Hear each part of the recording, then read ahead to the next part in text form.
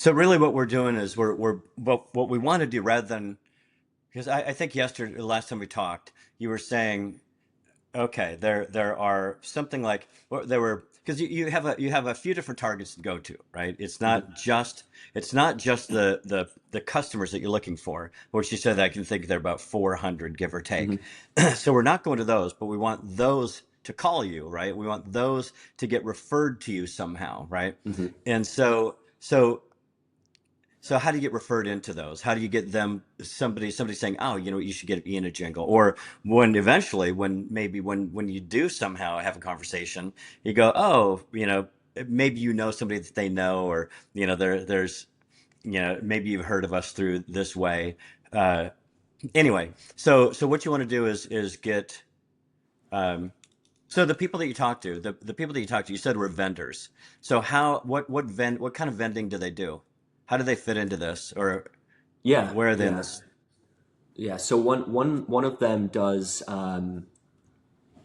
Uh, you can think of it as advising biotech. She started a couple of biotech companies, and so she's tied in and advises a cohort of 20 biotech companies, What's a cohort?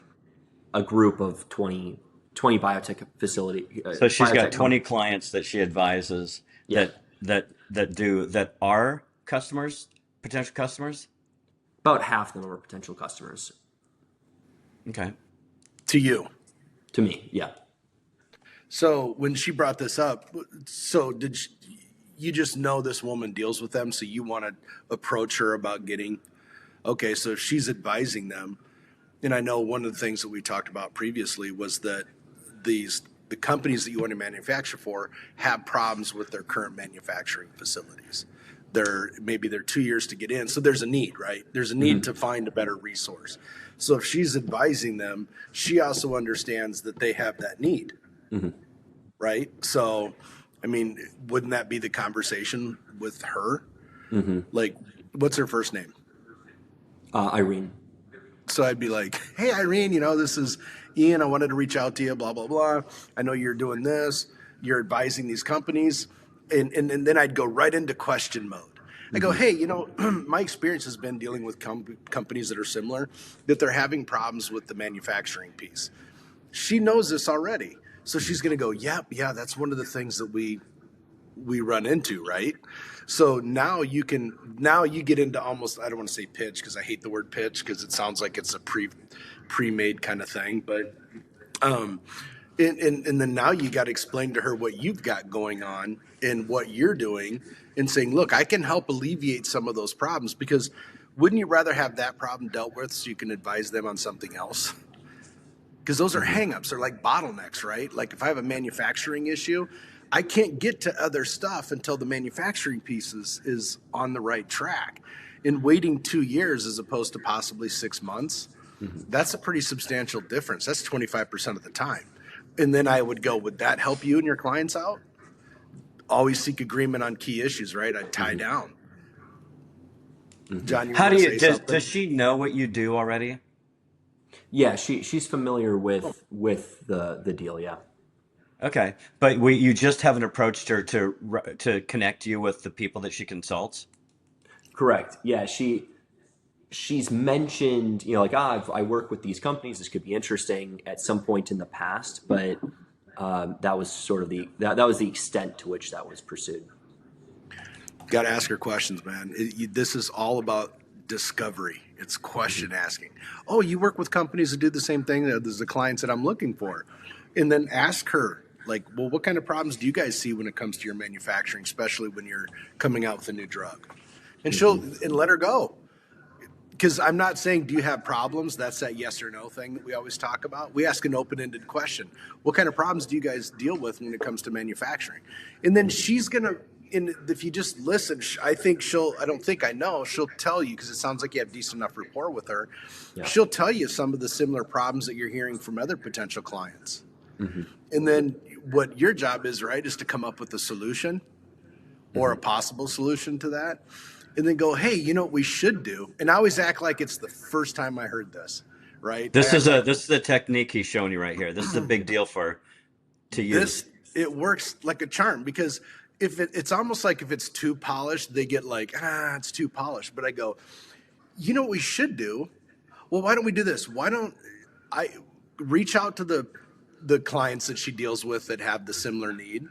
And why don't you let them know that I'm going to be reaching out to them, or even here's my information, give me theirs as well. So if they don't call me, I'll call them, kind of thing. Whatever it is, you always want to try to get the information, not just pass yours on. Because that's what a lot of people do. They go, "Oh, just give me your information, I'll pass it on." They go, "Well, hey, why don't we do this? Who were you thinking?" Or kind of narrow it down and try to get their contact information and not rely on just them calling you. You know what I'm saying? But I always go, you know what? Doesn't that sound like I've said this? John A million said this times. a million times. I go, you know what we should do? And then they go, you have kids, right? Yeah. You have little kids? Do you ever go, hey, do you know what we should do? Immediately the behavior of the child changes. They go, what? Right? Yeah. It's ingrained in us to do that. So when you do that in this scenario, you go, you know what we should do? And she'll tune right in. It's an attention. It brings them to you to make sure they're focused on what you're saying. So, Yeah. and if you've asked those questions, like you're just like, it's like she doesn't see you coming. You go, what kind of problems do you guys have with manufacturing? Oh, no kid. You know what we should do? And that's a little over dramatic, but I kind of do it close. You know what I mean? Yeah. But when you ask a question, it's why presentations don't work very well and conversations work great. Because in a conversation, like I think one of the things we talked about yesterday, we'll cover it now. One of the things that we do is that most companies have a brochure that's all about them. We don't. We have a brochure that's all about them. Or everybody has a brochure about themselves, right? Their company. Oh, we're great. J.D. Power and Associates ranked us number one in the. Nobody gives a rat's behind, right? They really care about themselves. They hope that you have a good product, but they really care about that they get a good product or a good experience, whatever they're buying. And so when you're telling, people just close off. Like 2.5 minutes into even listening to somebody that you love with all your heart, you take a bullet for, you're tuned out. Yeah. You're out. I remember listening to Alex give his senior speech, and I love him. I'd die for him. But 2.5, I was videotaping it, and I noticed that about 2.5 minutes, The when I camera watched started it going again, down. I faded, right? I faded, and I'd literally die for the kid. And I was fading out at 2.5 minutes. It's just how we are. So, and that's telling. But if you're asking questions, that activates your brain because somebody's saying, "Oh, they're asking me something." So brain goes, "Hey, you better stay tuned because they're asking you something. And you're going to have to respond." So asking questions is just a big thing, and also they get to be part of the process. And that's Right. why at the end of a pitch, a presentation, when people go, "Oh, I have to think about it," it's because you didn't give them the opportunity to participate in the conversation, ask questions along the way because you Right. presented. So when you have these conversations and you ask questions like Chuck did, and if you sound like it's not scripted questions, like in our brochure, the about them piece is what we call it. We have a guide, sort of a guide that our salespeople are supposed to use conversationally. Hey, how'd you get into this business? Where do you want to go? What have you experienced? If you could change one thing, all these things. It should be in a conversation, not necessarily. How'd you get into this business? Okay, because that's less appreciated than when it's like, well, how'd you get into this business? And that sort Right. of, and so that's why when Chuck's saying, hey, what we should do? Now you go, okay, this all fits, right? This Right. technique of conversing and asking questions and leading. It's leading the conversation by It's asking leading. questions. Because It's you called have an leading, yeah. objective here. Yeah, you're leading. You have an objective. Excuse me. The objective is to uncover their problem first. You can't just go Right. in and go, oh, that sounds like we have a mutual customer. You know what we should do? No. You got to lead in to uncover the problem first. Because you know what doesn't keep people up at night is what your rating is with JD Powers and Associates. What keeps them up at night is their problem. That's what keeps people up. So I have to uncover that problem, and then when I go, you know what? It's like in their mind, it's like, oh, a solution's coming, a good idea. I need to tune into this because that's something that I'm having difficulty working through. but you definitely got to lead them. You got to ask all the right questions to uncover that before you otherwise that Yeah. won't work. It won't work. And it's best if you understand, like we talk about understanding your target's motivations, and hopefully you know that before you get in there, but you're uncovering it while you're there, Right. also, and Mm-hmm. more so with the end client. Like if you're going to, like if it's what we're doing here is building a massive referral network, right? Mm-hmm. Instead of going to the customer, you want customers to call you, get referred into you, right? Mm-hmm. And so what you want to do is build this massive referral network. And so when you look at the types of referrers, because they fall into categories, like the woman that we're talking about here, Eileen, whatever her Mm-hmm. name is. Irene, yeah. Uh, yeah, she's a consultant. Mm-hmm. Okay, so she consults with these drug inventors, right? Mm-hmm. And helps them to do whatever it is they want to do. And then at some point they need manufacturing, which is something that you can provide, right? Right. So you know if you're going to go to the list of people like her, and so this, by the way, is our cold call list, are people who are potential referrers rather than customers.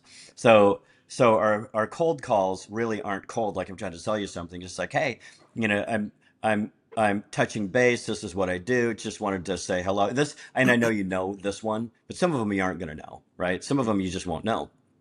But so your conversation is a little bit different, obviously, with somebody that you know versus somebody that you don't know. Mm-hmm. So, like when Chuck and I have called tens of thousands of banks, for example, and we didn't know any of them. So Mm-hmm. we had a list. We called them, and we had a little spiel that we said, and it was pretty short and sweet. But if it's somebody that we know that we already have a relationship, it's a different conversation, right? But and you can use those things that Chuck was talking about. You know some of you know what she consults about, Mm-hmm. right? And some of these people, some of these referrers, there's recommenders and there's referrers, and the difference that I think anyway, a recommender just does it out of the goodness of the heart because they want to connect somebody, somebody who has something or somebody who needs something. Right. They just want to do it to be helpful. In my consulting deal, I just look, if I can recommend a good source for you, I'm going to Mm-hmm. do it because so a referrer, or let's say these days some of those are called influencers, right? I'm kind of taking it into a different area, but most influencers, it's just about money. They'll lie and they'll tell you whatever you want to hear as long as you Mm-hmm. click the button and buy the lipstick, right? So referrers are sometimes in it for the money. They won't do it out of the goodness of their heart. Uh, so like most of the deals that we ever did with banks, they were recommenders because we understood their motivation. We understood what they were after. What we could do is we didn't want to take all their business because we knew that would take, if for most scenarios, they're probably in the middle of an agreement with somebody else like us, and they usually like a 4-year agreement, give or take. So we're probably a year and a half away from even a year from having a decent conversation. But we knew that there's some short-term sticky Mm-hmm. things that they run into. Mm-hmm. And we go, hey, you know what? You might not need to stay there tomorrow, but when this comes up, we're good to have in your back pocket. So it's like I just want to shoot my information over. And what we found is that when we got good at that, 90+% were like, yeah, absolutely. So it was very Right. light at first, and then we followed it up, and we ranked them, put in our CRM A, B, and C. A, how likely are you to do A, B, C? A is very likely that we're going to do business at some point. B is like, I'm not sure yet, and a C is I don't know, but I'm not going to waste my time calling them anymore because I want to Right. build a massive referral network, and I don't want to chase people who there's a real outside chance. I'll still keep Right. in contact with emailing with something non-salesy. Hey, maybe a story. Hey, here's a deal that we've done, or here's a situation that we solved, or people like those, especially if they're just even yeah, I was going to say very industry related, right? They like those, and it's interesting to them because they're interested in that stuff. So I know their motivation. I know all those bankers' motivation because I know when this happens, they're in. If if they don't have somebody like us to solve the problem, their customer is going to go to the cross street to the other bank.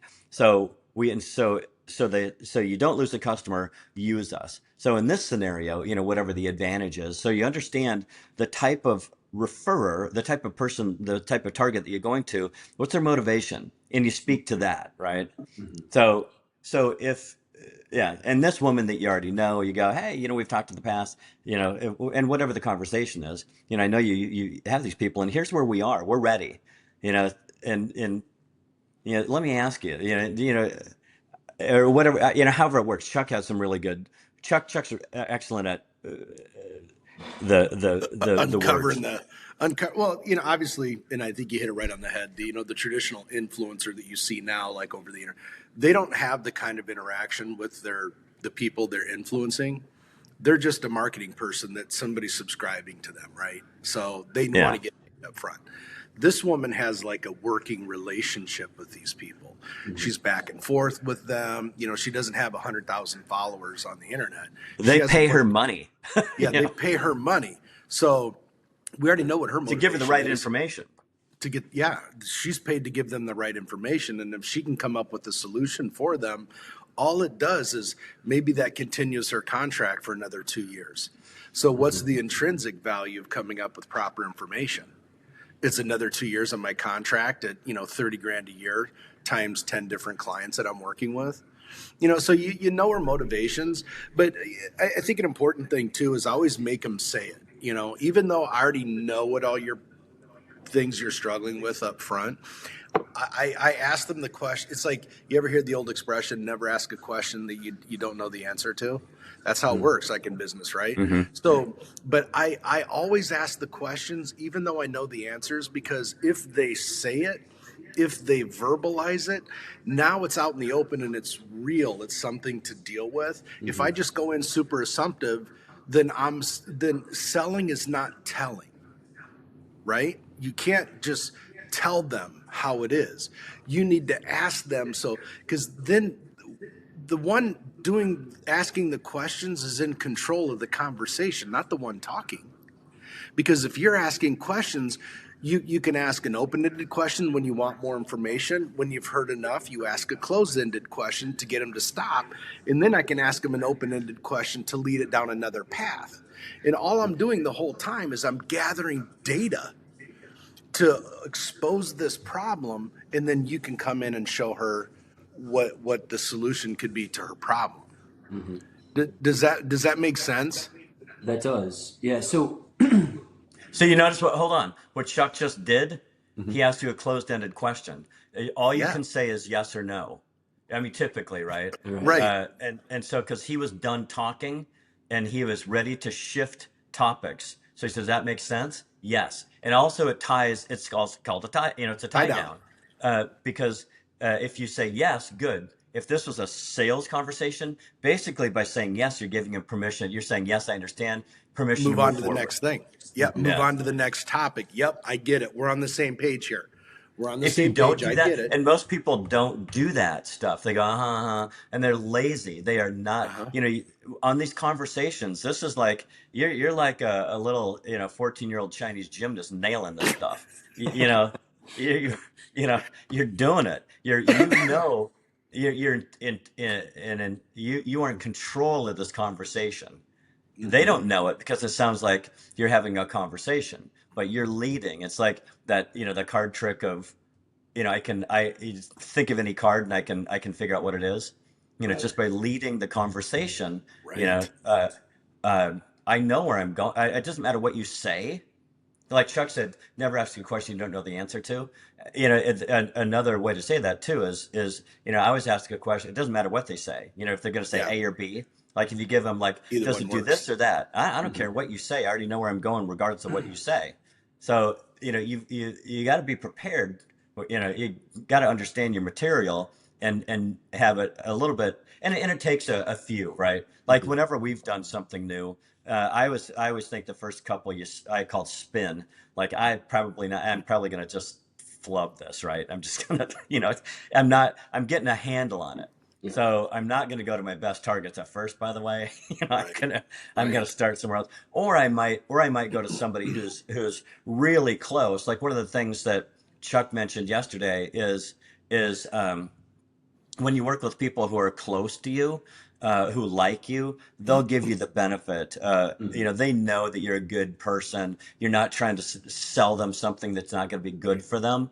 They're going to give you the benefit of the doubt and help you out a little bit. Hmm. So So sometimes your first ones are to like, you know, we do a credit card processing business, and when people are new, we always say go to warm market, and it's not 100%. because we just want you to sell one warm market deal and say goodbye to you forever, like most companies do. What we want you to do is go someplace that's friendly. So because if you go cold, they will kick your teeth in, and you'll go, I hate this business. It doesn't work. It's not very fun. They hate me. But if you go to somebody friendly, they'll go, I've heard this a million times. But if we arm you with the right stuff to say to a friendly person, you're going to have a more friendly experience. You're going to go, oh, okay, I see. But anyway, so the point there is that if it might not be a bad idea to go to Eileen. Eileen, she's got one leg shorter than the other. No, I'm just kidding. But You might be able to help her out. yeah, You you go, might be able to help her out. But I mean, there's a new drug for this. It's like right. it's like But Jurassic Park where they weave in like frog DNA. There aren't like frogs that they lose a leg it'll grow back. Maybe right. Eileen is the same sort of thing. We'll take her leg. Ian, go, hey, come over. I've got a set of tools in the garage. Yeah, we'll We'll get take this your leg straightened right out, out. put in this frog DNA, and And you straighten it 6 to right 8 out. months later, you'll have a brand new young leg. You'll be able to hop around the cul-de-sac like quick like a bunny. Right. Anyway, Right. Yeah, but I think you brought up a really good point. Is the frog whomever DNA. Eileen, yeah, the frog DNA. Once you have that, you're set. Um, Yeah. it reminds me of I'll stay away from that. Um, but go to we call them low hanging fruit. That's what everybody. That's sales 101. I mean, it's low hanging fruit. Go to people you know. Yeah. And honestly, some people feel is they like, well, I'm more No. You need to go where it's forgiving. Go where it's forgiving, because the trust is already there. Because ultimately, people do business with people they trust. The trust is already there. It's just a reverse kind of process. You know what I mean? It's like, okay, the trust is there. Now I just need to convince them that, and if it is better, it's got to be better for them, or don't sell it. I'm a Right. big Yeah. advocate of sell what's better for people. Yeah. Because that's the part that's hard for people, is to get that, uncovering the needs and overcoming some objections, because they don't have that trust built yet. So go to people you know first, because that's so much easier. Way easier. Well, and one of the things I think that most people miss, and back to the warm market, when people go, well, I don't want to go to my warm market because whatever, I've done that before. Well, you probably had a shitty product and it didn't work out, or Mm-hmm. you didn't have Mm-hmm. people saying, look, you go to warm market because it's more friendly, you're going to get business, you're going to do the right thing for them. If it's not the right thing for them, we're not going to move forward with them. But also, if you've got, everybody says, you can invite 200 people to a wedding or funeral. Everybody has 200 connections. Right. And so you go to those connections, and some of them are going to be right for what it is that you do. A couple maybe, but and you'll get maybe one of those. The thing with warm market is people think that, oh man, I've got 10 people who are really good targets, and I'm going to get all of those or half of those. No, you're going to get like one. And then, because everybody else's timing's not right or whatever the situation is, but you still want to go to them. Just don't expect that you're going to get a lot of business from them, but you're going to get something out of it. And the rest of them, you're going to get referrals. Right. I understand timing isn't right. So this is where it doesn't matter if they say yes or no. You go, I understand. Hey, who do you know that, And whatever the really, question is. I think in any scenario let me just bring it back to this scenario for a second. Your job is you're trying to raise money to get this plant up to speed so you can manufacture, right? Yep. Okay. Do you care how much money you're looking to raise? It is about 350 million. Okay. So does it matter where the $350 million comes from? No. So if somebody that you know in your personal circle has a rich uncle who invests in companies, and you go, hey, you should talk to my uncle about that. He's looking to throw 20 million into something. Do you care? No. Yeah. Well, how's that rich uncle going to ever know if you're not letting your network know what you're up to? Right. You see, I mean, And the same, because there's two sides, right? Because there's somebody else who's going after the money, and that's not Ian.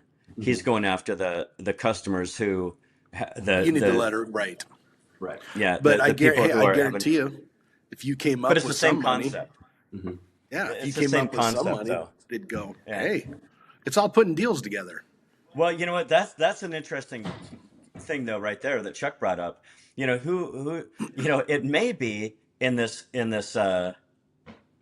process, you come across somebody with a rich uncle, Hmm. or somebody who's, they're on the science side, but they come from a family that's got a gajillion. Of course, they're looking for money too, but nonetheless, you go, hey, there's two things where Hmm. we've got this and that going on. Which one might be, Hmm. who do you know? Hmm. Yeah, there's a lot to be said for A B. Like, well, that doesn't work, but I do know somebody over here. Hmm. Like one of the things that we back to that about them piece at the very end of the about them piece is we go, all right, we'll come up with a couple different choices, and then what we always want to come up with two choices because um, and I know this is a different point, but it's a really good selling point, is that you want to give them two choices, A or B. What works better for you, Ian, this one or that one? Hmm. Instead of, Ian, does this work? Then it's a yes or no, and that's those odds aren't good enough for a yes. What you want to do is 100%. I don't care if it's A or B. Just Hmm. choose one of those, Hmm. and we're all good. So I don't know.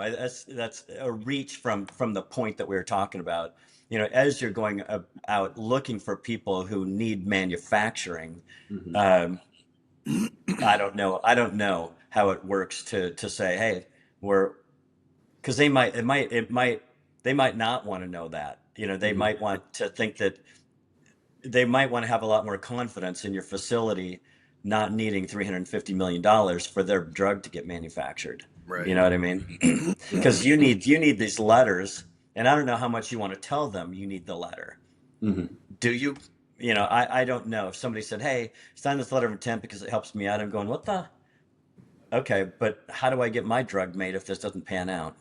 Yeah, and I think for us the focus is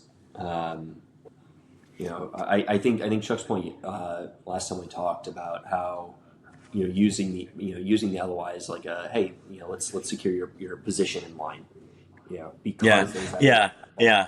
You don't ability. want to lose. People Yeah. don't want to lose. They want to miss out. Right. And people would be very thrilled to know because most of that money is used for a ground up facility right next to it.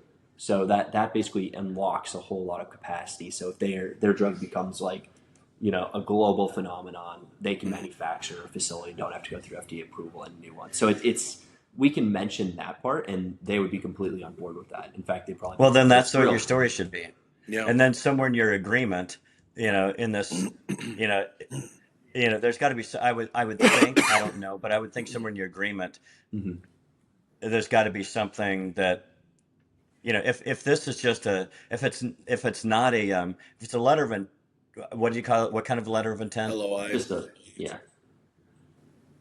But that's LOI is letter of intent. But isn't this a kind of a letter of intent, like it's a, just a it's a weak? You loose said a non-binding yeah. letter of intent. Okay, all right. So it's a non-binding. So therefore, in the verbiage, it's a mutually non-binding agreement. Hmm. It's just a So placeholder, it's man. something like that. So that way, if, Yeah. if it never pans out, you guys don't get the money. Hey, it was a mutually non-binding agreement. I can't. But this does secure your spot in line, and that's your Right. main talking point, right? Hmm. Yep. So that's yeah, that is right. Uh, I'd like to jump back to there was kind of we were talking about recommenders versus refers, and on the refers part, there's a whole number of people who deal with companies right before or during their search for a manufacturing partner. Um, Doing what? basically doing they help with designing the clinical trials. So Okay. they're engaged to help to design and structure the clinical trials.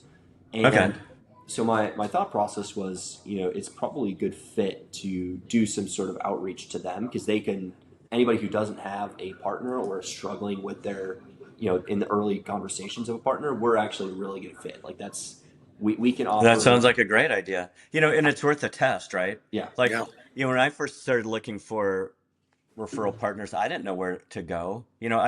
And when I was first doing this, it was for credit card processing, right? We're looking for merchants who need to accept cards, or who accept cards, and whether they're new and they need service, or they're existing and I want them rather than the other guys having them. Mm-hmm. So, I had deals with, like, I got some pizza restaurants because I approached the guy in the sausage truck, and I went to a programmers meeting, people who program point of sale devices, like computer systems. And I did a presentation in front of the little group at somebody's house, or I don't remember where it was. I think it's somebody's house. It was a small group.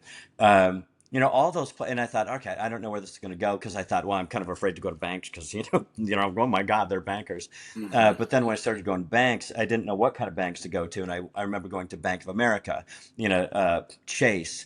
And it's like, they're looking at me like, son, we've got a whole department that handles this stuff. Yeah. Right. We don't need you. And I didn't understand how to approach them.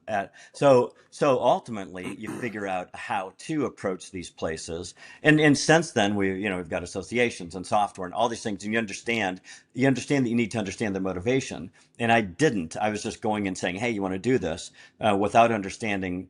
Of course, I understood a little bit how it would be beneficial to them because they give them money, Yeah. but I didn't understand other motivations like when we talk about selling, and most people are everybody in sales is instructed to do the 4 steps: rapport and relationship, presentation, overcoming objections, and closing.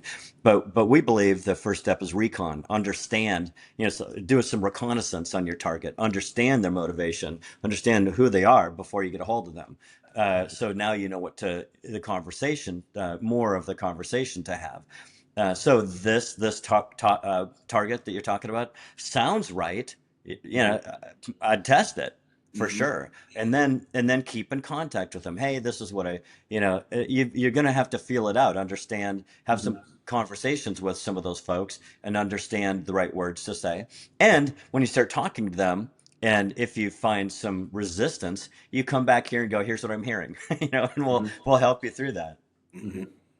Hmm. So from Yeah. a, when you say keep in contact with them, what do you like? So for instance, somebody who, we have some sort of relationship with or have loosely dealt with, and they're potentially a referrer. How do you kind of keep in contact? How do you think about keeping in contact? Is it just like, hey, just setting them a, like, hey, happy birthday, or hey, happy New Year thing, or No, what? I think it's What does it's that mean? deeper than that. I think it's a little deeper. I mean, I think that's great to do things like that, or like, hey, happy birthday, important dates or whatnot. If you know them, kind of thing. When people just say happy birthday to me, and I'm like, how do they know it's my birthday? It's kind of weird to me, but Yeah. I guess that's another thing. I think it's, and this is what experience helps you with, because over time you get experience. You rate them, right? A, B, C, right? And A's are the ones you go, man, this one, there's a high probability of getting business through this relationship. Those are the ones that and depending on what kind of industry you're in the sales cycle and things like that, I may call this person. I might talk to this person once a month. I might talk to them every few days. I might talk to them every two, whatever it is. But I think in the background, what's going on too is you use technology. You're drip marketing on them because you have their email. So you want to email them. And I think what we use is a consistency of once a month. We email everybody, and then only the A's am I calling, because instead of calling a B or a C, instead of calling them, I'd rather be calling, trying to get more people into my database and let my marketing work that B and C, my monthly marketing. And then once they respond, then I throw them in a different, like maybe they respond. So now they're an A, right? And maybe this A is now a B or a C, you know, but with experience, you kind of, you get like the sixth sense, if you will, like where something's coming from. You just kind of know, and sometimes it's real clear, it's real evident, sometimes it's not. But I would only call my A's And then the rest of the time, if I ran out of A's to call on, I'd only be calling to add more people to my list that I could drip market on. I don't call the B's and C's because I've already talked to them. The drip marketing's working. Let that be the case. Work my A's, work to get more people in there. Let the marketing deal with the B's and C's. Yeah, That's that's how you make it big, and that's mm-hmm. when people call, because most people don't have a very organized system. They might have a CRM, but still, there's no rotation. Like Chuck talks Right. about, we do everything monthly, so they come around on a loop. Our A's come around on a loop to us. It's something that we built our own CRM to do this because nothing else would work. Right. And we started actually from doing it on in files, hanging files.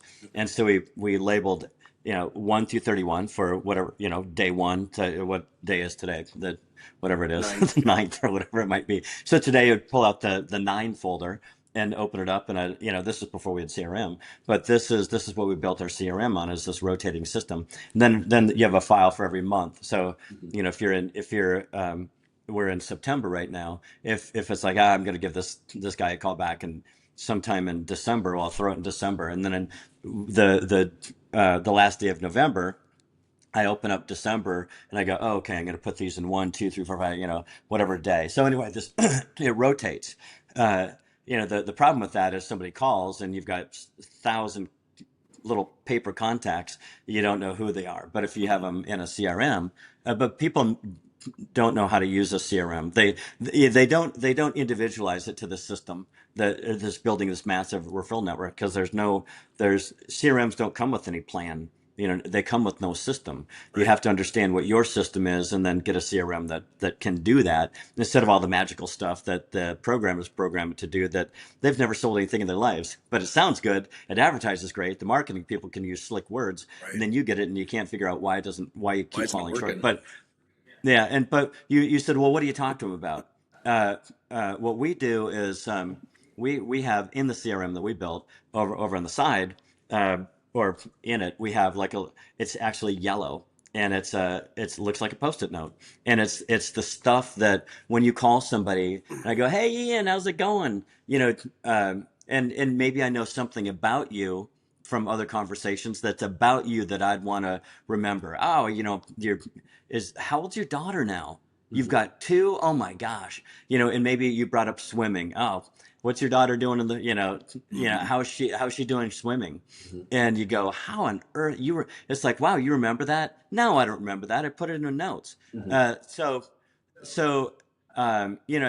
There's a million examples of, not a million, because I haven't, don't have a million contacts, but most of all the contacts I ever have, the little things that I learn about them in conversation, I put in notes. History is a different thing. Like, oh, they ordered blah blah blah blah blah. That's their history. But if there's something like, what I want to talk to them about is often personal. Hey, how's whatever. Mm-hmm. Is Libby still playing volleyball? Michael plays football. I always too.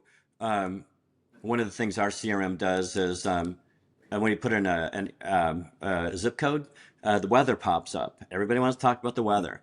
And when I click on their address, it shows it on a map. I can see, like, oh, you're downtown Minneapolis. Wow, Mm-hmm. that burned down again, or whatever. Probably don't want to bring that up, but Yeah. but oh, how far are you from the? Like, I can see that you're close to the baseball stadium. I go, how far are you Right. from? Are you near the baseball stadium? Oh yeah, we're only 2 blocks Yeah. away. Oh, Don't I mean, the say hard. I see you're close to the stadium. Don't say No, that. God, don't do that. No, don't. No, no, no, no. Don't Yeah. say that. That's really Big Brothers. But you Yeah. use this stuff, right? Mm-hmm. This is the conversation that you have, Right. and or these are the parts of the conversation that you have. Uh, and then if something comes up that's noteworthy like that, I can put it in notes. Mm-hmm. So I know what to talk about the next time. We do have important dates. So if I do know their birthday, then I put that in there, and I will look on, like, Monday morning, or Monday morning, I'll run a search for all important days between this Monday and Friday, and everybody that pops up, I'll call and wish them a happy birthday. I hope they don't answer because I'd rather just be a voicemail. Hey, I saw your birthday. Happy birthday. Hope you're well. That's it. I'm not selling them anything. I'm just wishing them a happy birthday and I'm out. Uh, Yep. so that's how I do it. And on that first call too, I might and then I'll go, hey, let me send you something, and then take a look at it, and I'll give you a jingle, and we'll catch up to you next week.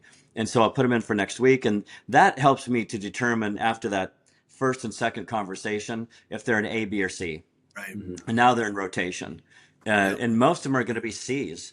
This is again how you can have thousands and thousands of people in your network and not be chasing anybody except the very tip top, the highest potential that you can see of Hmm. doing business. And when your system rotates around and you click the button that says give me the A's that I need to call today and it's empty, well then you click on all the people like those ones that you haven't yet contacted, Hmm. and you go, okay, now I'm adding those, and now you're sorting those out. It's a big all it is a sorting process to build this massive referral network and make connections, have conversations, Hmm. and then you want them to call you or refer people in. Now you've got people calling you going, hey, I heard you do this. Hmm. Yeah, how do you hear about us? Oh, Jim over at blah blah, the insulin clinic, or well, Right. whatever it is. Hmm. Well, he brain surgeryed me, or whatever the case is. And you go, oh yeah, I had brain surgery with him too, or whatever. Oh, we went trout fishing, or whatever the case. Oh, okay. So they trust the referrer recommender enough to call you. The trust is already there. You have a good conversation. You know, and they go, oh yeah, can you, yeah, that's the convert, you get most of that, you get a lot of that business. We get most of the bit when somebody calls you. What are the chances you're going to get the business? Pretty high, Well, right? 80, Pretty 90%. high. Hmm. Yeah, yeah. When our experiences depends how good you are, but like when we do it ourselves, we'll get to 80-90%, at least 75 that say yes. Now a third of those are going to fall through, and you're going to end up with 50% of. We end up with 50% of everybody who calls us. When it net. Now we hire people to do this, and they're not as good, and they might end up with a third of everybody that calls in. But still, a third, a 33% close ratio. That's in. You talk to anybody in sales, and it's like that is absolutely an astronomical number. Hmm. Usually it's less than 1%. And so you're getting 66 times. How's that even? They don't, it doesn't even compute to them. They have Right. no idea, but it's a totally different system. These people are cold calling, going, "Hey, we could manufacture your drug." Click, you know, Yep. yeah. Um, so it's a different process, and those people typically that are doing cold calls have to advertise. They've got a marketing department, advertising department, all this stuff. You've got to sell. You've got to do it's, and now you've got to, you see people saying things in advertising that if you're in the industry, that can't be true. Right. And now you have to be an advertiser, and you have to pay for advertising, and it's expensive, and it doesn't work. And you just hope that we call it hope advertising. When you pay for advertising, you pay up front and hope it works. We Hmm. we pay nothing and build relationships, get business coming to us. And we talked about this from the perspective of freedom. We just built it in Hmm. what I just described. We just built it. Yep. What's better, having to create advertising, do cold calls, and hope that everything pans out and hate it, or have all these conversations, smooth with the people, and you go, okay, A, B, and C them. Contact heroes only, A's only. Lay the rest off to marketing. Contact people that you don't know yet. Hmm. Well, and you think about it, if you're gonna, if you rely solely on your paid marketing that you're doing, that only has, like, you ever get a flyer or you see an ad in an email or you see something, it's got a very short shelf life. So you have to constantly buy more marketing, right? If you're going to expand, you got to buy more marketing. Here, yeah, it's your time, you're making phone calls, you're establishing those relationships, but there comes a time in everyone's, I think, career where they go, I don't need to worry about adding more people because I'm so free at this point. I think I'm just going to kind of, it's got long legs on it. You're still going to Got get really long referrals. legs. You're still going to email every month to everybody. You're going to call a few. Your calls may slow down over time because you're free. You're going, because that's the objective, right? Is to get to the point where you don't have to grind so hard every day. The machine is doing most of the work for you.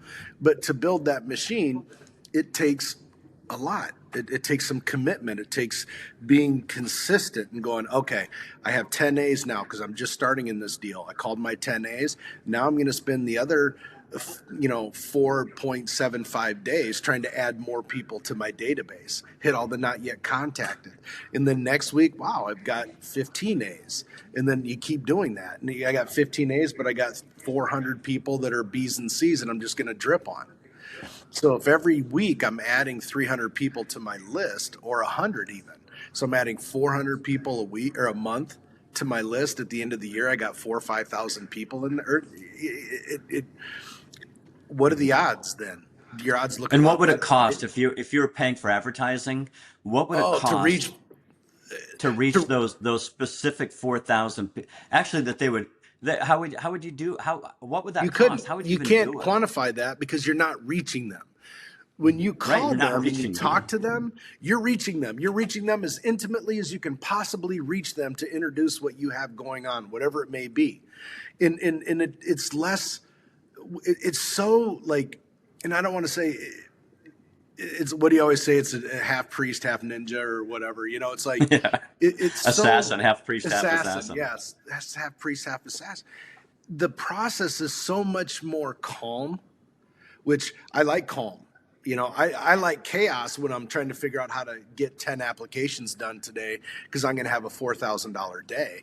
I love that kind of chaos. I don't like the other chaos. I like just nice, hard, steady, just keep after it, stay consistent. And if you look at any athlete in the world, that doesn't matter what sport, they're very regimented in their practice routines, right? If you're a golfer, you're going to go, I'm working on my driver at noon, then this afternoon I'm going to work on chipping, and then I'm going to work on. They're very deliberate in what they're working on, and they're consistently doing it all the time. So those are let's say those are the top 1% in the world. Well, if you want to be the top 1% in your business, shouldn't you be doing the same thing, consistently doing this?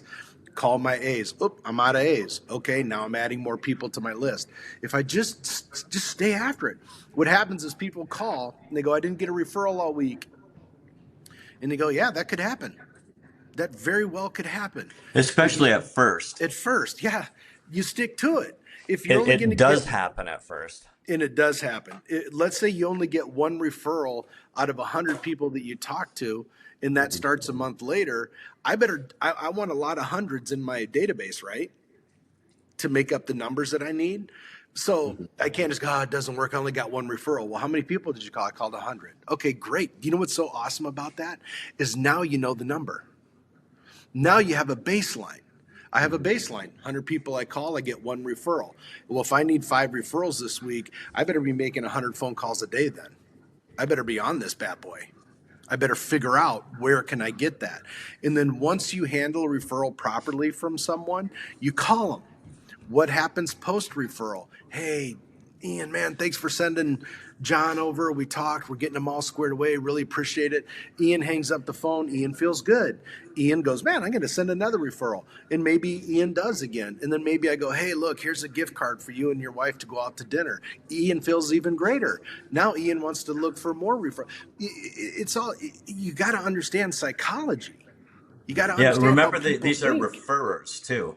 Right. You're connecting with referrers, recommenders. These aren't your clients. No. So how many like when you connect with the referrer, how many potential clients do they have access to?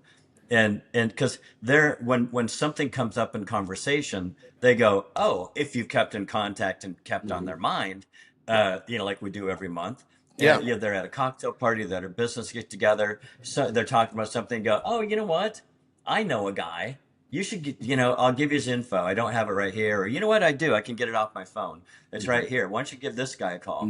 They're it's like you've got however many in your however many referrers. That's how many like bird dogs. How many bird dogs you've got out there? How many bird dogs do you want? And I would say too I don't feel like I need to beat anybody. And it's like if I all I want is all the business that I want to build the life that I want. Hmm. I don't have to, that's all I have to win. All I have to win is that. So if that, whatever that is, then I go, okay, how fast can I build that? How fast can I build the referral network so all that comes in? And how much money have we spent on advertising so far doing this? It's sweat equity. It's Yeah. all sweat equity. Hmm. And it's all yours. It's your network. They say your network is your net worth. Well, how big do you want your net worth to be? Right. And it's you want your net worth to be as big as it takes to pay for the lifestyle that you want, right? And that's how it is. That's all the bigger it is. It's not like I've got to make a billion. Well, if your lifestyle says I want to make $1 billion, Yeah. then build that. If it's I want to make $1 million a year, well, build that. Hmm. That's all that it is. And yeah, there you go. Just keep in mind they're referrers. Hmm. They have a lot of, like when we'd call banks, how many business customers does a bank have? Depending on the size of the bank, quite a few. Depends, right? It could be, if it's a tiny bank in a tiny town, Minnesota, uh, not many, but a Yeah. few. If it's a bigger, I mean, you know, a lot. Let's say Yeah, let's but say they even have keep it 30 in merchants. perspective though. Like in our business, if I go to a bank in a tiny town and he's got 30 clients, 30 business clients, all of a sudden I could possibly have access to be introduced to 30 clients. What And the we've average guy, gotten those before. and we've gotten those. The average guy in our industry, a full-time guy writes 8 deals a month. Well, if I can get access to 30 new potentials every month by establishing this relationship, I mean, I wrote 30 accounts a month, Well, where if the I average and guy wrote eight. let's use your scenario. Let's use those numbers. You get 30 referrals, like 30 referrals, and let's say you get half of those. Well, there you just did 15, which is almost twice what the average guy does in this industry, Mm-hmm. beating his head against the wall, going to lead exchange groups, and all the stuff that is never going to get you where you want to go because they pay to advertise, they trade leads, they do all the stuff that they teach you over at whatever business school, but they don't teach you how to build rapport and relationship because they don't know how to do it either, and they don't Right. understand how to look at this because we look everything that we do is intentional. If what we're doing is everything we want to do is it's about being free, whatever that is to you. Right. It's not just making a bunch of money and being able to retire. That's one version of freedom, but most people, that's what they think of it is. But I want to, starting now, I want every day to I want to feel a sense of freedom. Mm-hmm. I want some sort of, like, the essence of it. I want to start feeling it today. I want to start creating it today. I want to, my idea is I want to build this so that my idea of having a really um, freedom filled life is something. Every action is, that's what I'm doing. If it's not, if something, an opportunity comes up and it's not, yeah, I better be able to make a ton of money in a short Right. amount of time so I can get back on track with the building of the thing. So And I can I give you an example yeah, of something that, yeah, because you hit on something that I think is so important when people look at their life and what freedom really means. I have a guy that I do business with, and he's a relatively new guy, but he has another deal that he has to do on some weekends to make enough money to survive because he hasn't built his portfolio up big enough yet. Well, I just talked to him yesterday and he's like, oh, I was supposed to go do that deal on Sunday, but and he was feeling kind of down on himself. He goes, I didn't go do that deal. I just didn't have the heart to go stand out there all day and try to sell my whatever he was selling at his deal. And I said, why are you bummed out about that? And he goes, well, because, I should do that because he's programmed, right? He's programmed that he has to go do that every weekend. He's got to go do this. And I go, man, do you realize you are now hitting stage one of being free? Because you had a choice to make. You didn't have to go out there, but you've been programmed your whole life thinking you got to go out there. But now you have enough residuals coming in that you didn't have to go out there. You just gave yourself a little bit of freedom because you had a choice. That's what freedom is. It gives you choices. And he's like, man, I didn't even look at it that way. He goes, I was feeling bad for not doing it because I've been programmed to do it for the last 8 years of my life. Now that you've thrown it in perspective, and it got him more excited about what he's doing here. because he goes, that's just the tip of the iceberg of the freedom that he had. He didn't have to go out there and stand out in the sun all day in Arizona with 110-degree weather, sweating to death, trying to sell some product for this guy. He doesn't have to do that anymore. See, that's free. He gets to do what he wants instead of having to go stand out there and do that. Yeah. And that's how I think especially if you're a business owner or salesperson, structure your life that you have choices. I don't have to do that. Because I remember when starting in doing this 30 years ago, I mean, I didn't have as many choices, and I assume you don't either, John. You didn't have as many choices then as you do now. You have choices. He's like, Yeah. I don't want to do that. That's Yeah. free, And it takes a while. You don't get free overnight. But right? if you do whatever you're doing conventionally, it's like, that's what you do for the next 40 years. Right. You're not free. No, you're not No. free. And even if you make a lot of money, like, when our kids were growing up, I remember I coached a lot of football, and come game day, a lot of dads weren't there. And I go, well, where's Jim? Oh, and so the moms are all there. They're lined up on the sideline. I'm coaching the kids running around. And I go, where's Jim? Oh, he had to work. You know how it is. And all the ladies would, And I thought, No, I don't know how that is no, because I have no, choices. no. I know what you're saying, and this is that I'll connect that to your conditioning. Well, yeah, he's an attorney or something. Oh, they've got like, okay, well, okay, that's what is the number one regret of the dying is I spent too much time at the office. And I think no, no, no, no, no, no, no, no, no. Don't blame it on the office. You didn't take the time to figure out how to get free, how to live your life. You bought into the programming. But there's another way to look at this. Like, you could still do that same sort of business, but you go, well, how do I do this in a way where I could, build this to the point where how can I create this in a way where I can have this freedom? But you got to know what you want to. You got to know what you're building, right?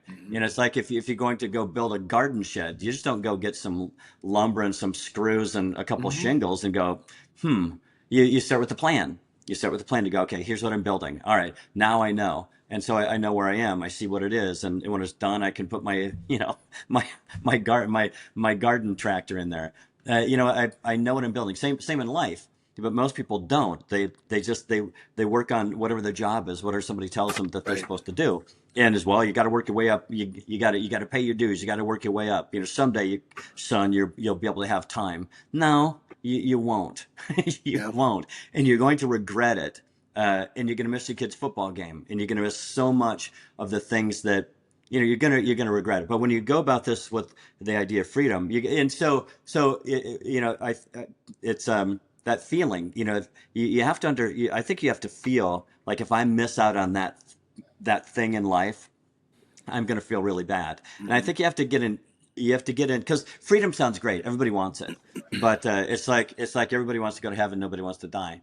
But you go, okay, I can't not have freedom. I don't mind a challenge, but I Right. can't not have freedom. I can't not live my dream. I can't not do that. I can't not coach the kids football. I can't not have time to go have lunch with them. I can't not do these things. So I will do whatever the hell it takes to figure out how to get free. If you don't have that, I think freedom's hard to build because it's so easy just to go get a job and they'll overpay you for this, but you're giving your life for it.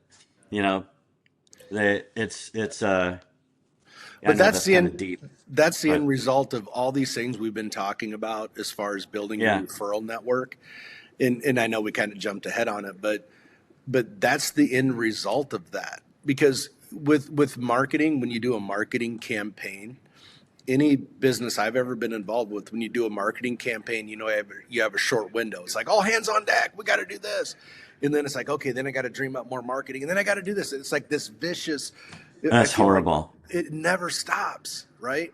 But when you build it this way, it's got long legs and it gives you the freedom to have choices to do what you want. You can always maintain, and you can turn it up, turn it down. You can influence. You learn how to influence how busy you want to be because you just by your activity level, you get dialed in on it. It's the craziest Yeah, thing. And honestly, I grew up in Iowa, which explains a lot. So slow down. You need to talk to me. Yeah, we'll But talk slower. we'll talk slower. But you know, I lived it, right? I know John's lived it.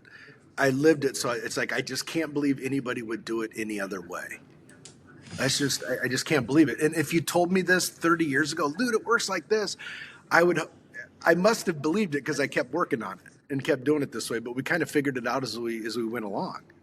And man, life got so much easier once we figured this out. Night and day difference. Night and day difference. Yeah, night and day difference. Yeah.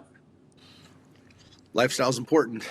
Lifestyle's very important. Lifestyle makes you Yeah, happy. well, the style of your life. It's like, what's the experience you want to have? If you go, hey, I want to go to San Diego, well, you can, all right, well, how? You want to hitchhike, you want to ride a bicycle, you want to get drugged behind a 72 Pinto, Yeah, you want right. to fly private. What is it? But, Right. you know, And everybody's but different. yeah, right. So this gives the opportunity for you to create whatever it is you want to create, and that's live the life that you wanted to live, and or that you imagine living, Mm-hmm. and that's freedom, right? That's freedom, free 100%. free to do what you want to do. So if does that help, Ian? Does it? So where do you start? So given what we talked about, if you're going to start somewhere, where would you start? You go, all right, I'm going to start. Let's say you bring it down to one, two, or three things. What would they be? One is there's that short list of individuals who've already mentioned that they are open to sending us referrals and introducing us to clients. I think that's need to refresh those conversations and add them to the rotation. Um, the second is we have some people. I've got a list of some people that I've interacted with who are vendors of those customers, kind of those people who help with clinical trials to open up or move into being a referral sort of relationship. And then there's I'd say the third one is there's a I think that within that same vendor set, that same type of vendor who help with clinical trials, there's a whole bunch of them that exist out there, from small ones to much larger organizations who I should reach out to in much more of a cold manner and look to build relationships with, just to accelerate the process, and that could be a good source of referrals in the future on a forward basis. So that's sort of the three immediate action items that occur to me. What about the Remember list? the remember the people that Chuck was talking about. I don't remember if it was today or yesterday, but so the people that all the people in your organization, the people that are the Hmm. famous people, right? Yeah. Yeah, Yeah. all right. Yep. Hey, I need this from you. Hmm. I'm Yeah. Yeah, that's yeah. a big Don't one. Yeah, everybody seems to forget. Everybody back to they. Well, what we need to do is we need to get we need to go cold. We need to go to the end client. They forget one of the things that everybody forgets is friends and family. Hmm. Or friends and family, immediate contact. Hmm. They forget all that stuff and they go, well, that's not really business-like. Well, the hell, it's yeah, it is. That's So exactly what it is. yeah, so like everybody's got 200 contacts, right, or 150 or whatever. You're gonna have a couple that are gonna make it, but everybody has the same number of contacts. So it's like back to that Warren Market comment. Hmm. Uh, it doesn't matter if you think they're right or wrong. Something might click in their minds. Go, you know what? Hmm. You need to talk to. And I don't know if it was yesterday, I know a huge what started from, I remember, well, Chuck does too, remember when it started from zero, a big credit card processing company that didn't exist, then suddenly they did, and they met at a wedding. Yeah. It's somebody, and nobody, good thing that they met over at the cash bar, whatever they're Yeah, doing. right. Hey, what do you do? I do this. No kidding. Oh, really? We've thought about, and pretty soon they sold for, I don't know, $3.2 billion or something, Hmm. and they were around for something like 15 years from the time of that wedding until they Hmm. sold for $3.2 billion. But so much comes from connections that and somebody, they met at the wedding. Somebody should have connected them a long time ago, or could have, connected them a long time ago, and they could have been in and out of that, years earlier. Uh, so but it's really good connections are really overlooked. There's always overlooked because you assume that, well, they'd never happen. Okay. Yeah, that's helpful. Okay. It's like my dad. He was never going to buy anything that I had to sell. He wasn't in business, wasn't going to be in business. He wasn't going to be a buyer. But I go, hey, Dad, who do you know that would be Yeah. potentially a buyer of what I have to sell? Do you know of or some any of your buddies? And he goes, yeah.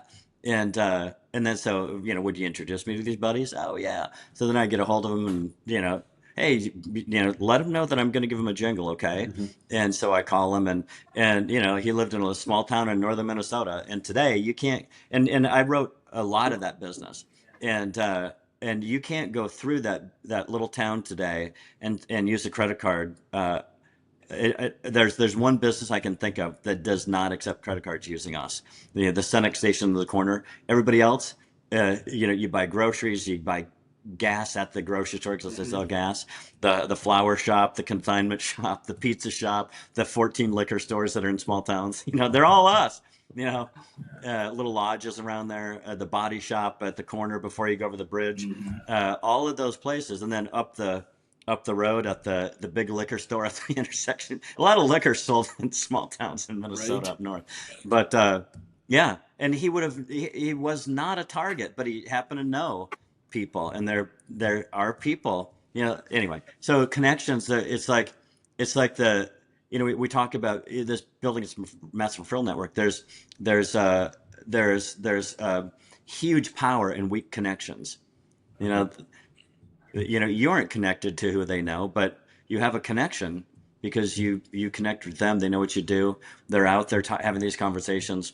I'm beating a dead horse now, but it's all of this stuff is so easily missed, and everybody does it because they go this conventional route, and they just wonder why it's so difficult, and why they never get where they want to go Yes, because they do. they're not building for their what they want for freedom. And what do I want for freedom? All right, how do I build that? How do I build business to be able to fund that?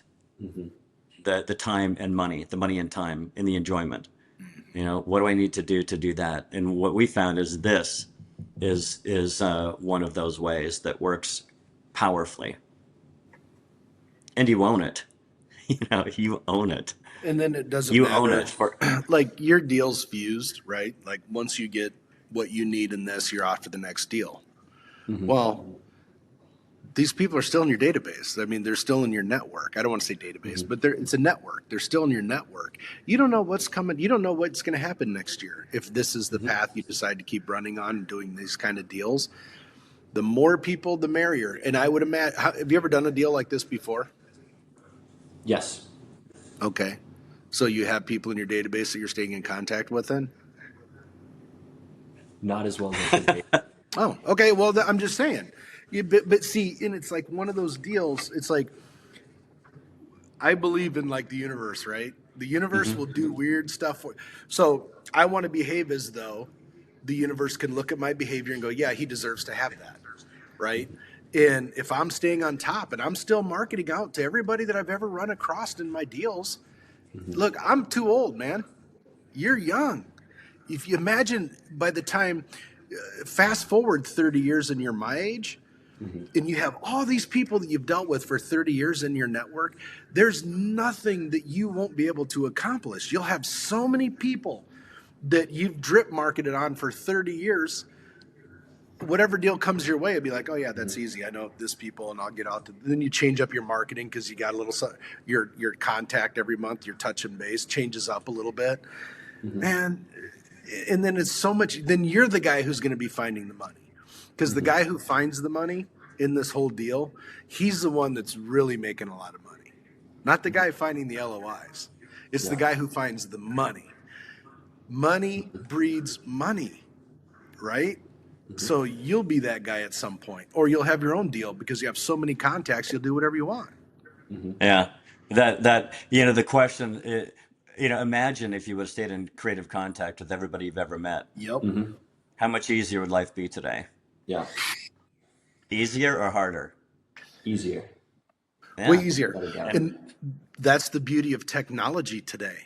Technology has a lot. When we started doing this 30 years ago, we had to fax everybody. And we faxed from this little tiny black fax machine with the phone on the side. And remember hand feeding those things through? That's how Yeah. we stayed in contact. It was either that or The a first phone the call. first couple hundred were like that. Yeah, Yeah, once a month, hovering over that thing. right. You had to strain back. Yeah.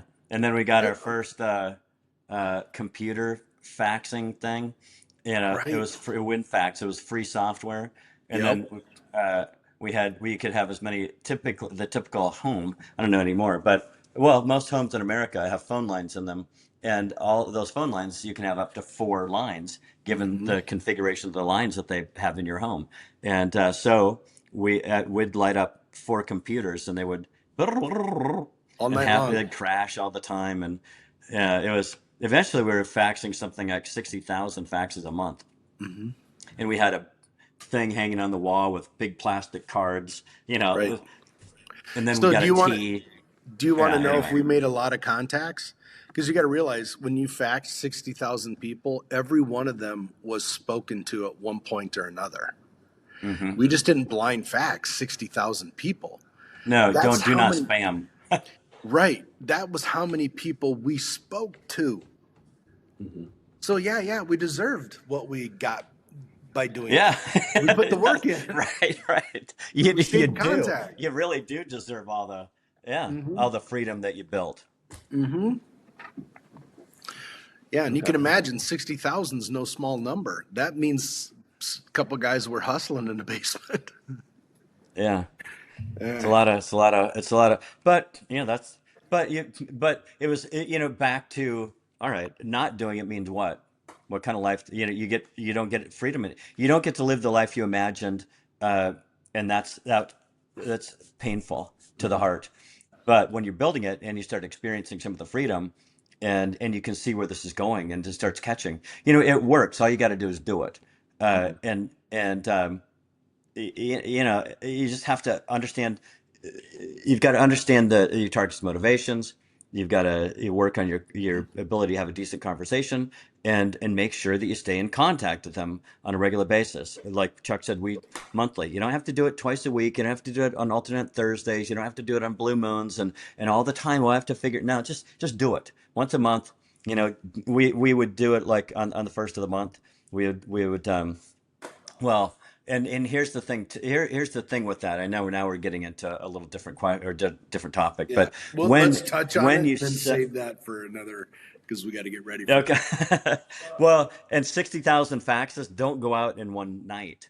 Yeah. Those go out. It takes. You know how long it takes to make 60,000 Did fax it take you connections. all weekend, You didn't know, it? well, no, it takes weeks to send all that stuff out, but that's okay because you don't want it all to go out like this. Because today with emails, you can send 60,000 out in a snap, and Yep. now you have too much inbound traffic, and so what you want to do is you want to govern that down.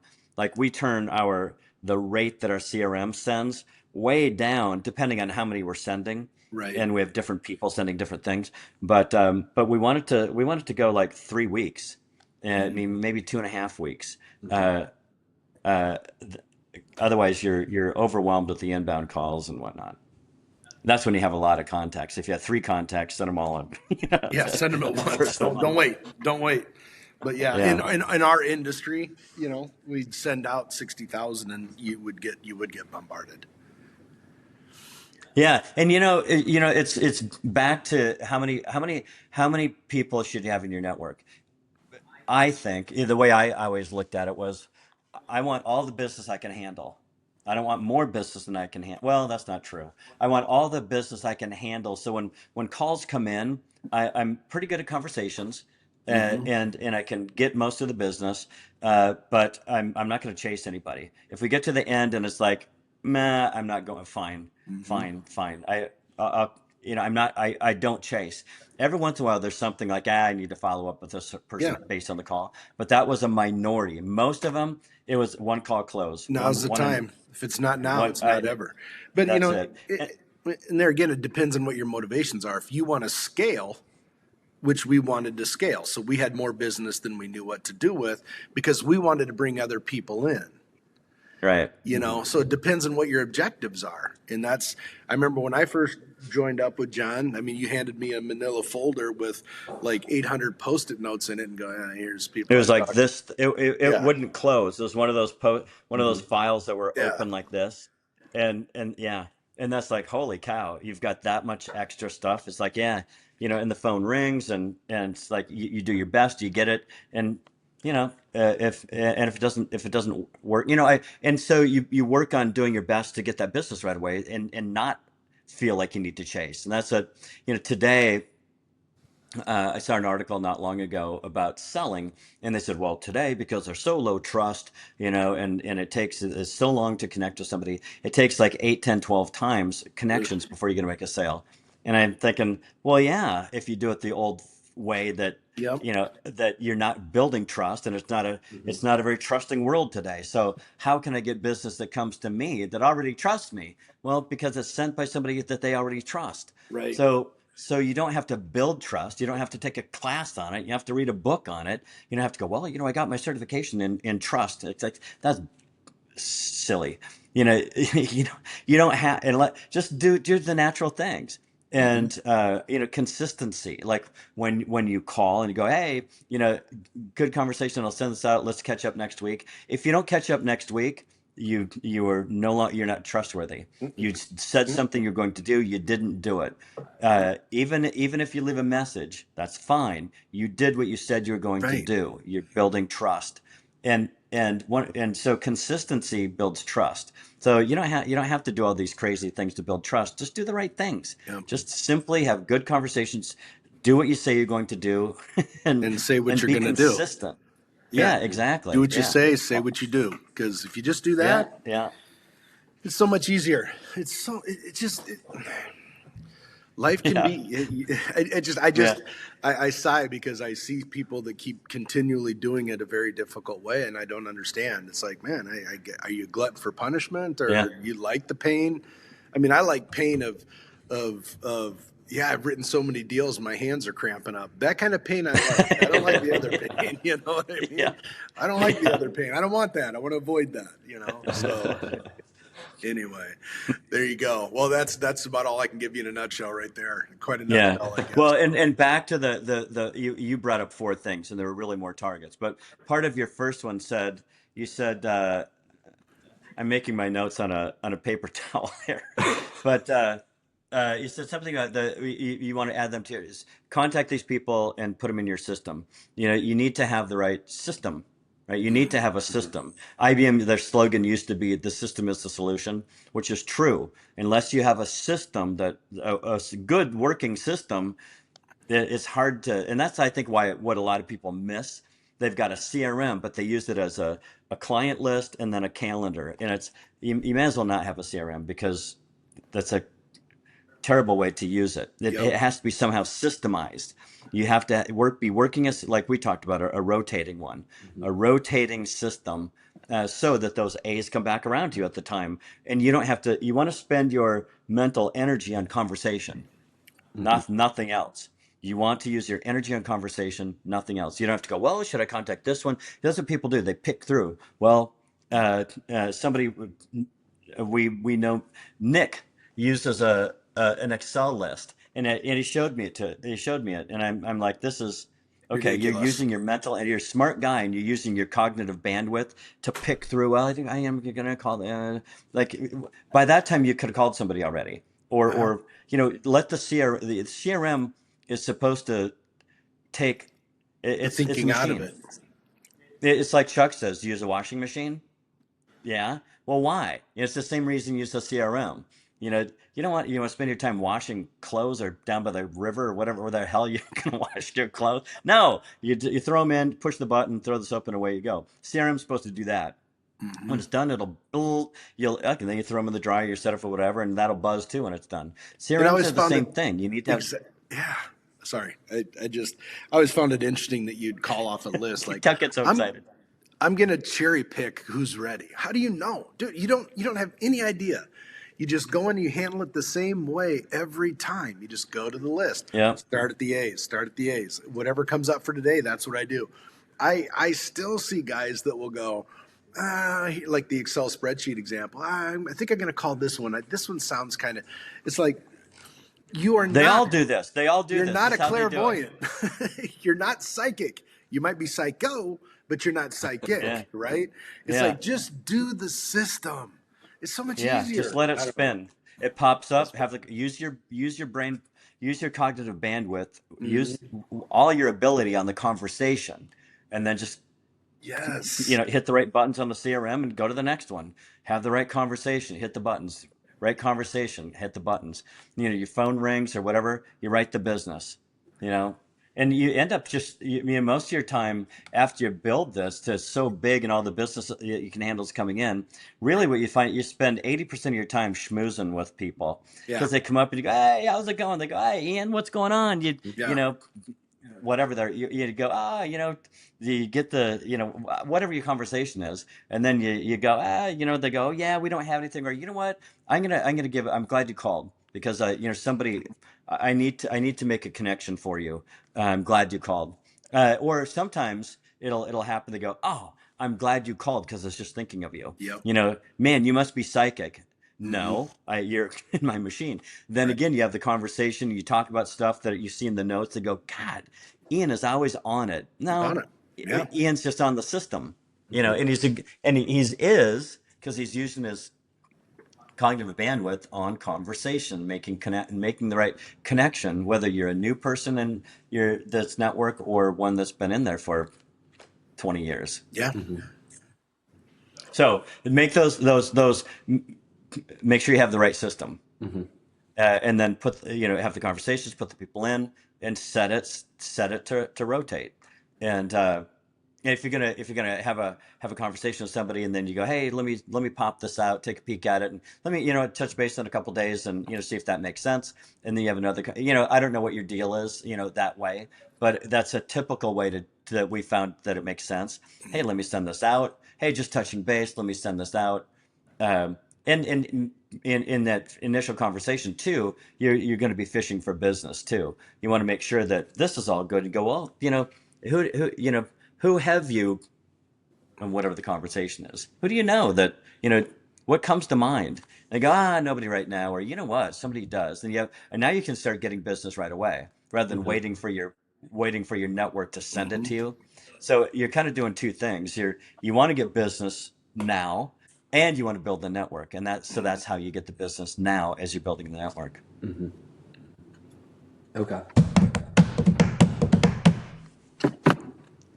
That's what we found anyway. Yep. So test it, test it, and then let us know what you find, and we'll help you refine it. I will do so.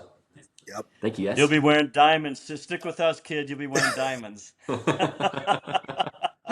right. Yep.